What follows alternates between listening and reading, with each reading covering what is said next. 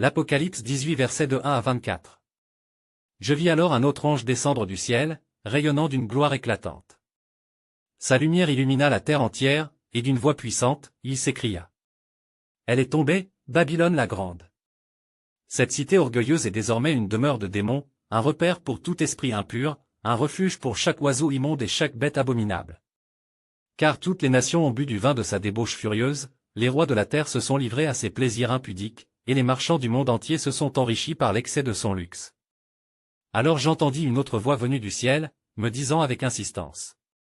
Sortez d'elle, ô mon peuple. Ne partagez pas ses péchés, ne subissez pas son châtiment.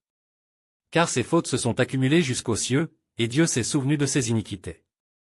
Rendez-lui le mal qu'elle a fait, donnez-lui le double en rétribution. Remplissez pour elle la coupe de sa propre douleur. Car dans son arrogance, elle se glorifiait en disant, je suis assise en reine, je ne suis pas veuve, et jamais je ne connaîtrai le deuil.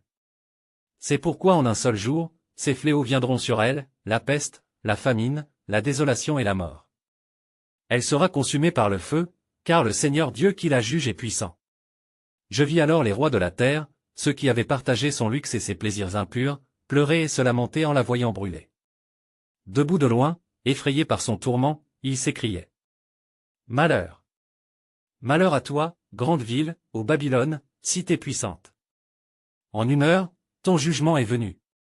Les marchands du monde entier pleuraient et se lamentaient sur elle, car plus personne n'achetait leurs marchandises, or, argent, pierres précieuses, perles, étoffes fines, pourpre, soie et écarlate, bois précieux, objets en ivoire et bronze, fer et marbre, encens, parfum, myrrhe et encens, vin et huile, fleurs de farine et blé, béhuf et brebis, chevaux et chars, esclaves et âmes humaines.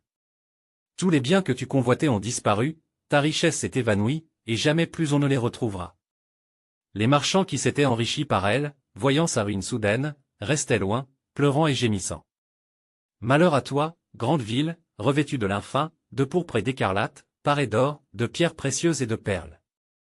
En une seule heure, une si grande richesse a été anéantie. Les marins, les capitaines, tous ceux qui naviguent sur la mer et vivent du commerce maritime, se tenaient au loin et criaient en voyant la fumée de son incendie. Quelle ville pouvait égaler cette grande cité? Dans leur détresse, ils jetaient de la poussière sur leur tête et pleuraient en disant. Malheur! Malheur à la grande ville, par qui tous les armateurs de la mer s'étaient enrichis.